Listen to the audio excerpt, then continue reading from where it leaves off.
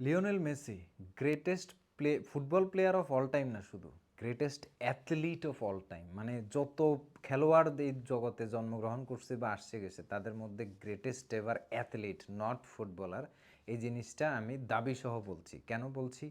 কারণ আসলে এই ধরনের ক্লাচ মোমেন্ট, এই ধরনের সিচুয়েশন ওয়ার্ল্ড কাপ স্টেজে ৩৯ বছর বয়সে, যেখানে একসময় ফিটনেস হাল ছেড়ে দেয়, শরীর হাল ছেড়ে দেয়, মন হাল ছেড়ে দেয়, যেই প্লেয়ার একটা বিশ্বকাপ জিতে গেছে মাত্র 4 বছরের আগে, মানে কাতারে যার জার্নি, যার পুরো ক্যারিয়ারে সব কিছু কমপ্লিট হয়ে গেছে, যেই প্লেয়ারের আসলে আর কোনো কিছু পাওয়ার বাকি নাই, যেই প্লেয়ার 8টা ব্যালন্ডিওর জিতছে, যে প্লেয়ারের ঝুলিতে ভুরি ভুরি গোল, অ্যাসিস্ট, যে সব কিছুতে রেকর্ড তার পিছু পিছু তাড়া করে বেড়ায়, তাকে যেই পর্যায়ে আনছে, এই প্লেয়ারের আসলে আর কোনো ক্ষুধা কি অবশিষ্ট থাকতে পারে? আর কোনো জয়ের ক্ষুধা, আর কোনো মানসিক ওই চাপ?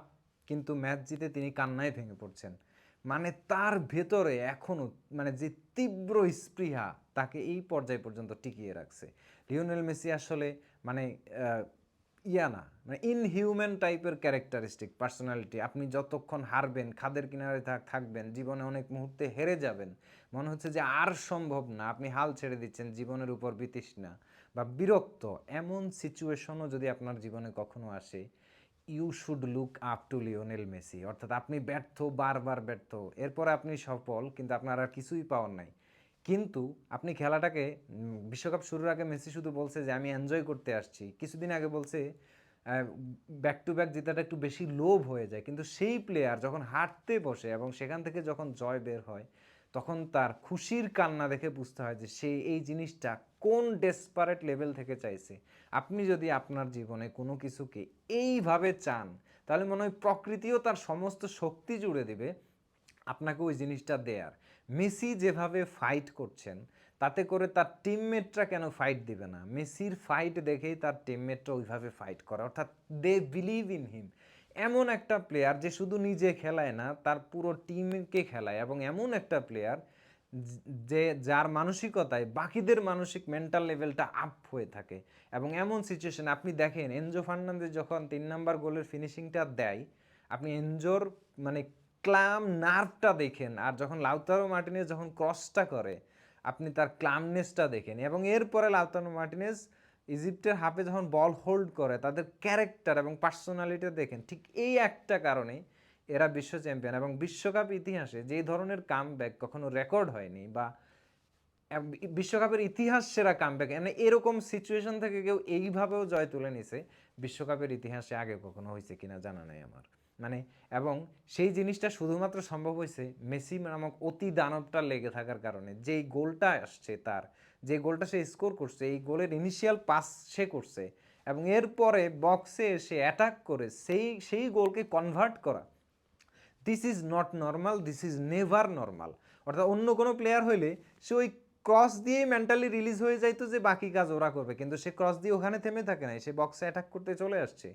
এই যে বক্সে চলে আসলো এবং বক্সে অ্যাটাক করলো, এরকম ডাইং সিচুয়েশনে, এই ধরনের মোমেন্টে, অন টার্গেট শটে এতটুকু পাওয়ার দিয়ে এই ধরনের ভলি মারা, এবং ওই সময়ের নার্ভ রেখে, অর্থাৎ যেই প্লেয়ার কিনা ফার্স্ট হাফে সেম ম্যাচে পেনাল্টি মিস করছে, সেই প্লেয়ার আবার এই ধরনের শটও নিছে। মানে আপনার বুঝতে হবে, যখন সে নিজের খারাপ দিন দেখে ফেলছে, এবার আর তার আর দেখার কিছু নাই, এবার সে ভালো দিনের জন্য লড়াই করে গেছে লাস্ট মোমেন্ট পর্যন্ত। আর মেসির লড়াইয়ের পুরস্কার মেসিও আর্জেন্টিনা পেয়ে গেছে। মানে দে নেভার কোয়াইট, তারা কখনো আউট অফ দ্য গেম যায় নাই। আমার মানে একটা পর্যায়ে এরকমও মনে হচ্ছিল যে মানে 90+ মিনিটেও যদি 2-2 না হইতো, একদম লাস্ট সেকেন্ড হইলেও আর্জেন্টিনা হয়তো মানে তাদের চান্সেস কনভার্ট করে ফেলতো। এবং মিশর আসলে এই জায়গাটাতে একটা ভুল করছে, যে ফাইটিং স্পিরিট দিয়া শেষ সময়ে এসে গেছে ডিফেন্ড করার জন্য, এবং মেসি নামক দানব যে টিমের সাথে থাকে তাদেরকে ডিফেন্ডিং করে লং টাইম, 15 মিনিট, 150 মিনিটের মতো হয়ে যায় তখন।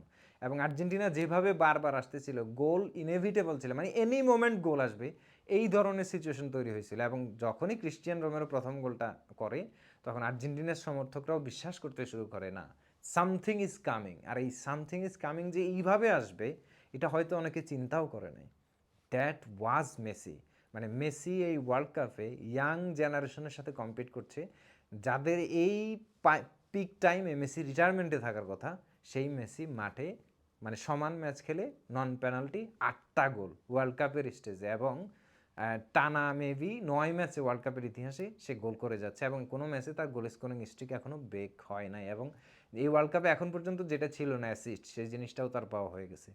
তো আসলে কনক্লুশন দাঁড়ায় মেসি নামক মানসিকতা যে প্লেয়ার, অথচ মেসিকে বলা হচ্ছিল না সে মানসিকভাবে লিডার না, মানসিকভাবে শক্ত না, এই মানসিকতা যে ধারণ করে সে আসলে greatest of all time football player তো অবশ্যই, সে গ্রেটেস্ট অ্যাথলিট এবার। আমি পেলে ম্যারাডোনার খেলা দেখিনি, তাদের ক্যারেক্টারিস্টিক্স সম্পর্কে আমার জানা নাই, কিন্তু এই ধরনের characteristics once in a lifetime, that is Messi.